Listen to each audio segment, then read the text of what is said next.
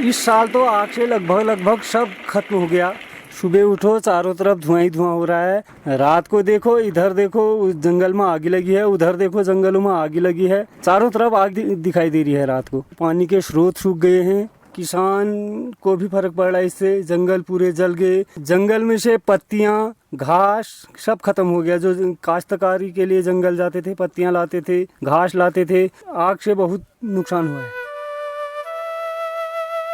उत्तराखंड के जंगलों में पिछले कुछ समय से हर जगह आग भड़की हुई है, जिससे लाखों की वन संपदा तबाह बर्बाद हो गई है। चीड़ के जंगलों के साथ ही बांज और मिक्स्ड फॉरेस्ट में भी आग लगी है, जो और भी भयावह है।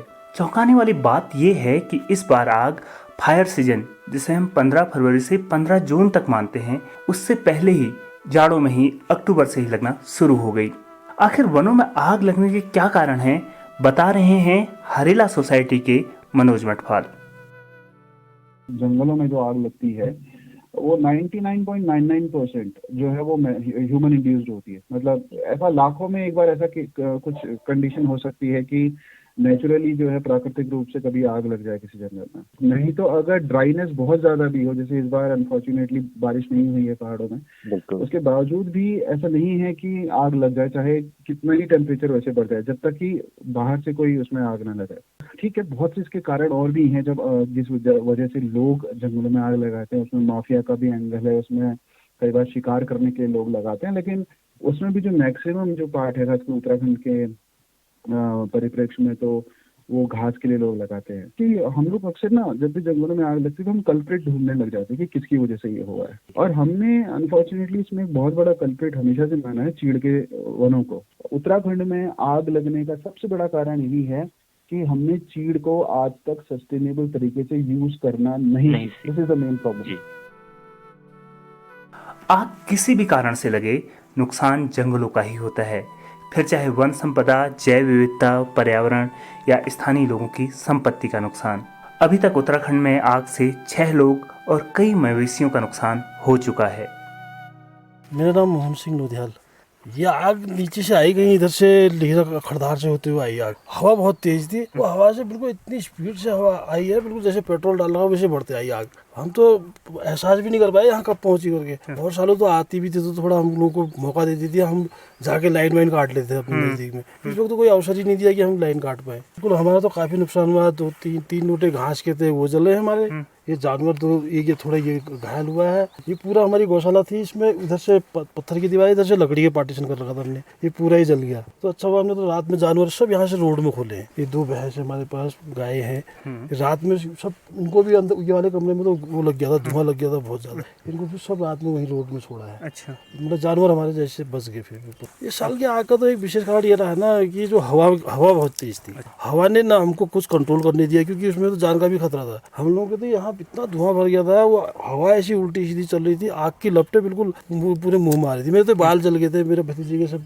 बाल जले थे। अच्छा, काफी हम लोगों ने प्रयास किया बुझाने का, तो उसमें लपटें पूरी चला रही थी। हम तो ज्यादा उससे संघर्ष ही नहीं कर पाए इस बार। नहीं, अभी तो कोई नहीं आया हमारे पास।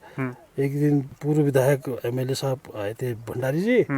उन्होंने पटवारी जी से बात कराई, पटवारी जी बोले मैं आऊँगा। पटवारी जी उस दिन से पटवारी जी भी नहीं आए अभी तक। तो हमारा भाई अभी भी जली हुई आगे, हमें नीचे भी होगा, अभी भी जगह जगह सुलग जा रहा है। तो उसको बुझाने के लिए पानी नहीं है ना। प्रशासन में हमने बात करी, हमने कहा केवल हमको पानी दे दो। अच्छा। तो आज 4 दिन हो गए, पानी नहीं मिल पाया। अभी आप देख रहे हो खाद का ढेर अभी भी जलने में है, तो पानी तक नहीं मिल पा रहा। बाकी चीज़ों की तो क्या उम्मीद लगाएंगे। तो आग बुझाने के लिए विभाग की तरह, वन विभाग की तरफ से या कोई और लोग आए थे आपके पास? हाँ, एक गाड़ी आई हुई थी, उनकी छोटी वाली गाड़ी आई हुई थी, उसमें पानी नहीं था उनके पास। अच्छा। हालांकि वो कहते यार हमारे पास तो बाकी पानी की व्यवस्था है ही नहीं। छोटी थी, तो आजकल छोटी गाड़ियाँ चली हुई है। तो पाइप सब था उनके पास, पानी नहीं था। फिर हमारे यहीं के कोई पानी वानी लेके जा रहा था, उस बंदे के पास था 4000 लीटर, उसने पानी दिया था।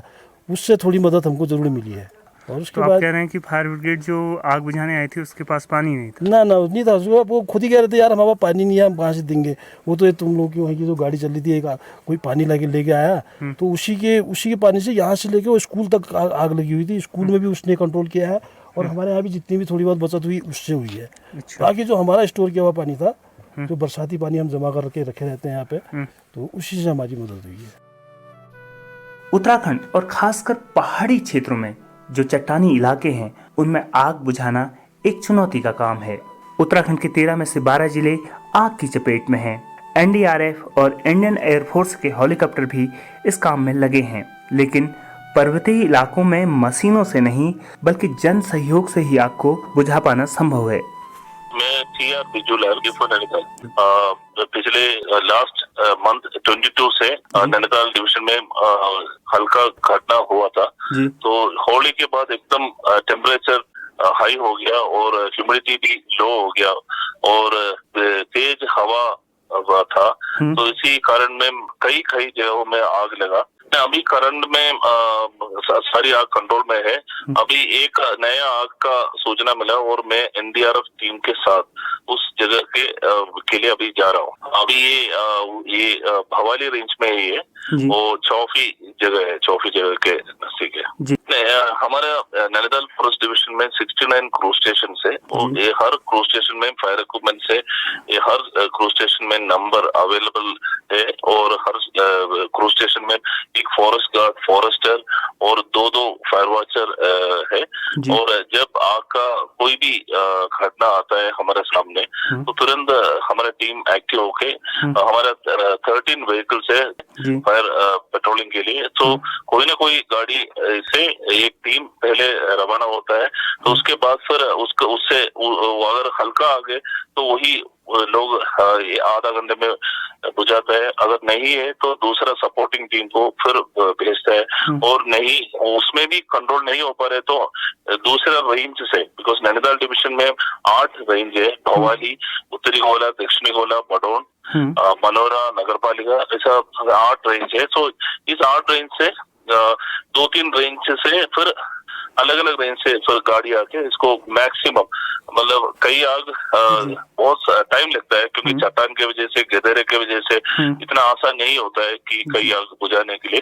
तो हम बुझा के फिर उसको रिपोर्ट करके वापस आता है जी। बेसिकली फायर इक्विपमेंट्स और ट्रेडिशनल इक्विपमेंट्स भी ये झापा और रेक, ये बेसिकली यही काम मैं प्रैक्टिकली करता है। इसके अलावा ब्लोवर्स, फायर ये नए इक्विपमेंट्स है, ब्लोवर्स है। हमारे फायर इक्विपमेंट्स बहुत ही सफिशिएंट है, इसके लिए अच्छा बजट भी मिला था और उसके हिसाब से हर क्रूज स्टेशन में अच्छा फायर इक्विपमेंट्स नहीं, हमारा एक मोस्ट इम्पोर्टेंट चीज है रेस्पॉन्स, मतलब कितना जल्दी टीम पहुंच सकता है, क्योंकि पहाड़ में अप्रोचिंग टाइम कितना कम हो सकता है उतना जल्दी आग बुझ सकता है, ये मेरा कहना है। तो इक्विपमेंट्स में कोई कमी नहीं है हमारा। पिछले कुछ सालों से उत्तराखंड में आग लगने की घटनाओं में 158% की बढ़ोतरी हुई है, जिससे साफ समझ आता है कि जंगलों में आग बुझाने के हमारे पुराने तरीके पूरी तरह से फेल हो चुके हैं। अब हर साल लगने वाली आग से हम या तो जंगलों को खोदें या कुछ नए तरीके से जंगलों को आग से बचाने के बारे में सोचें। अगर आग के साथ चाहे कहीं भी हो उसका प्रिवेंशन ही किया जा सकता है, उसको लगने से पहले बचाए, उसको रोका जा सकता है, उसके लिए काम किया जा सकता है। अनफॉर्चुनेटली जब आग नहीं लग रही होती है तब हम सब सोए रहते हैं। तो जब आग लगती है फिर उसके बाद लोग बोलते हैं आग लग गई। और जहाँ तक टेक्नोलॉजी का मामला है तो सर मैंने उत्तराखंड वापस आने से पहले कैलिफोर्निया में, ऑस्ट्रेलिया में और जर्मनी, यूरोप में कई लोगों के साथ मैं टच में रहा था। जब मैं देख रहा था वो किस तरह से अपने वन संपदा का मैनेजमेंट करते हैं, तो वो बहुत उसमें टेक्नोलॉजी का यूज कर रहे हैं। लेकिन अभी जो हम हालिया देखें इंसिडेंट जो लास्ट ईयर होता, ऑस्ट्रेलिया में आग लगी थी, उसके बाद लास्ट ईयर जब लॉकडाउन था फिर उसमें किसी ने ध्यान नहीं दिया, लेकिन जर्मनी में बहुत भयंकर आग लगी थी। तो कहने का मतलब टेक्नोलॉजी से आग लगने के बाद आप नहीं कर सकते ज्यादा काम। जो भी हम काम कर सकते हैं वो आग लगने से पहले कर सकते हैं। और उसमें सबसे इम्पोर्टेंट यही है कि हम जो है कुछ बेसिक चीजों का ध्यान रखें, जैसे कि जो लोगों, खासकर अगर मैं उत्तराखंड के पर्सपेक्टिव में ज्यादा बात करूंगा, जो फिर कहूंगा कि जो यूनिट है हमारे पास ऑलरेडी इसके पर काम कर सकती है, यानी वन पंचायत है, हम उनको रिवाइव करें। उनके लिए टेक्नोलॉजी नहीं, हमें बस उनके साथ उनके संबंध सुधारने की जरूरत है। एक बड़ी खराब चीज हमारे यहाँ होती है, मैंने अनफॉर्चुनेटली कई बार फॉरेस्ट डिपार्टमेंट के ही लोगों को देखा, बेचारे चप्पलों में भी जाते हैं कई बार, उनके पास बेसिक इक्विपमेंट नहीं होते हैं। अगर आग मतलब समझिए आग जब लगती है और हम लोगों ने कई बार कोशिश की है कई जगह बुझाने की, तो आप यकीन करिए अगर कोई दुर्घटना होती है और उसमें अगर अनफॉर्चुनेटली कोई मारा जाता है ना, तो आग लगने से वो बाद में मरता है, पहले दम घुटने से। तो बेसिक हमारे पास मास्क नहीं होते हैं, अगर कहीं पर अब किसी को आग लग गई तो फर्स्ट एड का बैकअप नहीं होता है, हमारे पास ऐसे फायर प्रूफ क्लोथ नहीं होते हैं, है ना।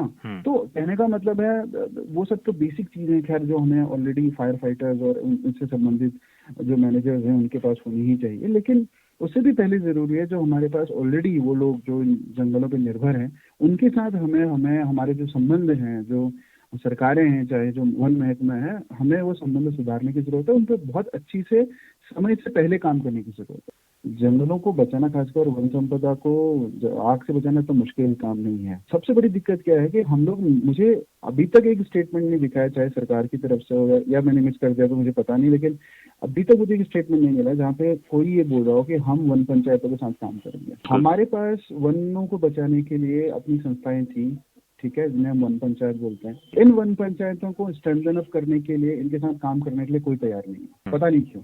अगर आप बजट देखिए, जो करोड़ों का बजट है, अगर मैं कह रहा हूँ आप एक सामान्य से अगर मैथमेटिक्स भी लगाएंगे तो अगर आप नंबर ऑफ वन पंचायत के साथ डिवाइड कर देंगे तो करोड़ों रुपया तो हर एक वन पंचायत को मिल जाए और वो बेचारे उसमें ही चलो कह वो तो काम कर सकते हैं। अगर सब नहीं तो बहुत तो कर ही सकते हैं उतने पैसों से। लेकिन ना हमें वन पंचायतों के, तो वो कहने का मतलब है आप वन पंचायतों के साथ जब काम नहीं कर रहे तो बाकी की बातें, चाहे वो फायर लाइन निर्माण करना हो, चाहे वो खरपतवार हटाना हो, चाहे वो पिरूल हटाना हो, इस तरह के काम होंगे ही कैसे जब आपका जो बेसिक काम करने का जो यूनिट है वन पंचायत, आप जब उसको ही रिवाइव करना नहीं चाहते, आप जब उसके साथ काम करने को तैयार नहीं। जंगलों को आग से बचाने के लिए हमें आग लगने से पूर्व ही संपूर्ण तैयारियां करनी होंगी, तभी हमारे जंगल और हमारी जैव विविधता बच पाएगी। रेडियो कुमाऊनी के लिए इस रेडियो रिपोर्ट को पेश किया था आपके रेडियो दोस्त बहादुर संगनवाल ने। अभी के लिए इजाजत दीजिए, नमस्कार।